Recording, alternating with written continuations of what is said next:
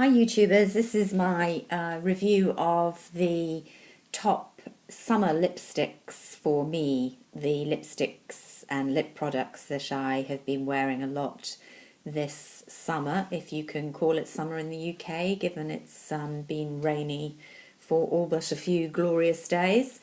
But generally in the summer I do wear lighter coloured lipsticks and often lighter textures.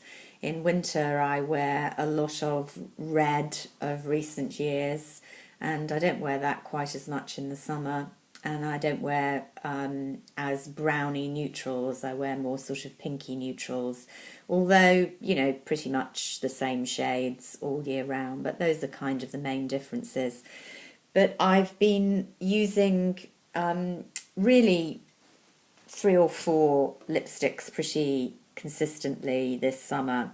And the first one I want to show you is Burberry. Burberry is just about my favourite cosmetic brand at the moment. They have a reasonably small range of products, although they're introducing more and more shades each season, and I think probably several times a season. And a couple of their products, if you've seen my previous videos, are absolutely my favourites. I love the shades that they have. I think they're very geared to English skin tones, particularly if you don't wear very showy colours.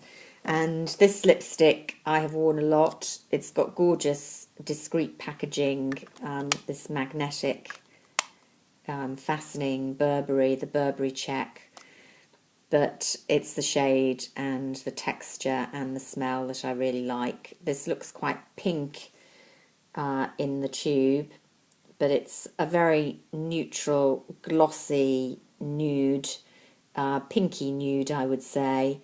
It's a really, really nice consistency, so although it gives your lips a good sheen, it's not at all drying, it's very moisturising.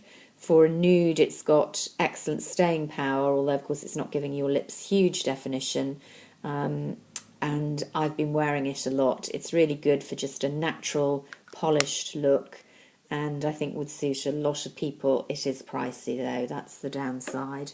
Another really pricey one, I've had a bit longer, I've had it really since the beginning of the year. This is, oh, I didn't tell you, the Burberry shade, does it tell you? It's number 213 and it's Lip Mist in Field Rose. I think there's one called Field Tulip as well, which is very similar, or something tulip, very nice as well. The shades, you really have to kind of go along and play with them. They look very similar in swatches, but you find the one that really suits your skin tone. Well, you can't go wrong with any of them, to be honest. Tom Ford, I haven't bought a lot of his products. All the beauty blogs rave about them. They're very high end, very pricey. The packaging is nice as you would expect, although you'll see the glitters, the gilt's wearing off, a little bit where it's been banging around in my handbag. They're quite heavy as well. So the Burberry, to be honest, the Burberry's a bit lighter, but their foundation particularly is very heavy. The lipstick not so much. But quality product. As I say, I haven't bought many things from his range. I have bought a powder, which I'm not that keen on. This lipstick was recommended on a number of blogs. I went and checked it out. It's called Spanish Rose. It's a gorgeous, neutral, corally pink, I would describe it as. So you can see when it swatches, it looks much more corally than it does in the lipstick itself. You can see, although they don't look that different, comparing them side by side, this is cooler obviously, but they both look that much, not much difference in the pigmentation. This is much more pigmented. Of course it's a lipstick rather than a lip shine, and I find it a very flattering shade, very summery. Again, super nice consistency, good staying power, feels very moisturising. Your mouth doesn't feel dry at the end of the day if you've reapplied this a few times.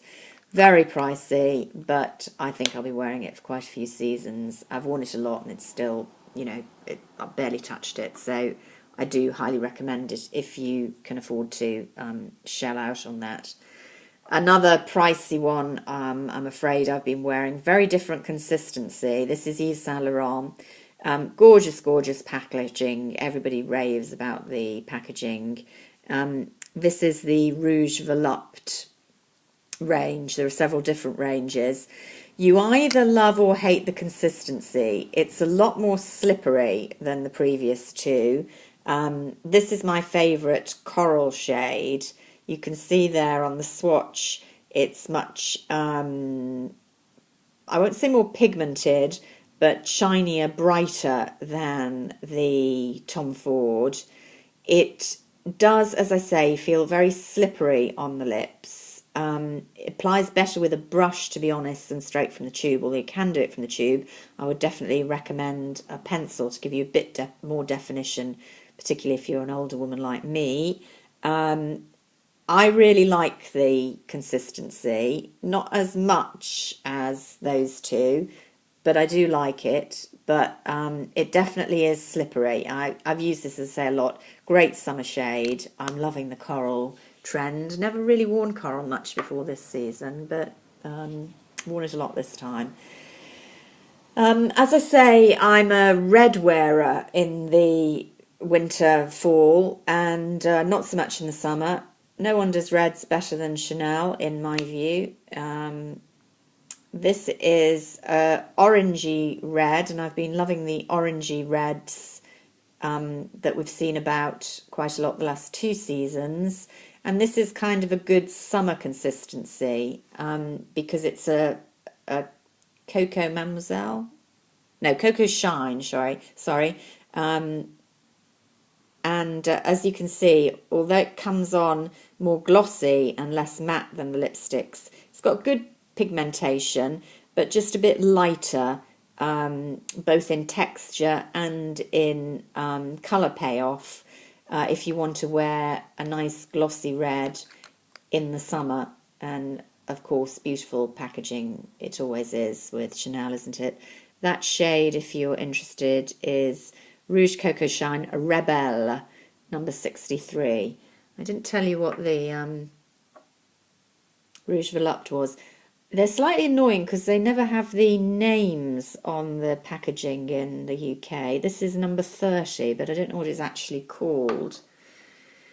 You need a pink in the summer, and I'm actually going to recommend a nice drugstore pink that I've been wearing quite a lot the last few weeks. It's the Maybelline Colour Sensational, and this is Stella Pink 150, about £6.99 I think, on offer in Superdrug in the UK. Quite a nice deep pearlised pink. I also bought, because it was 3 for 2, a slightly lighter one, but I prefer this one. It's got a mauve-ish undertone, suits me, nice pearly, good consistency. What you lose out on these compared to the high end, I think, is the moisturising. It does feel drier on the lips than any of those four, and you need to be careful to condition your lips. But otherwise, this is really great value. The packaging is pretty enough. It's a bit more plasticky than the others, not as gorgeous as them, but absolutely fine. Good shade, good pigmenting, and 3 for 2. I think £6.99 or £7.99 each. But you're getting, if you buy 2, so about 15 quid, you're getting 3, and you couldn't even buy one of these others for that 15 quid. So you can't go wrong with that. Part of my 3 for 2, I did buy their Pop Sticks, which are these lip glosses. They're a bit disappointing. They look great in the tube, and I knew from watching the YouTube videos, and certainly when I tried them out, they don't really give any colour payoff. That's actually looking quite good on screen, and this was the most pigmented of them. This is, I think, Cherry Pop. I like fruity flavours. I'm not even that keen on the flavour of these, and they're not very moisturising. I wasn't wild about that, but there we go. 2 that I haven't included as my favourites, but I've got, in the context of the pink, I've shown you that one that I'm really enjoying.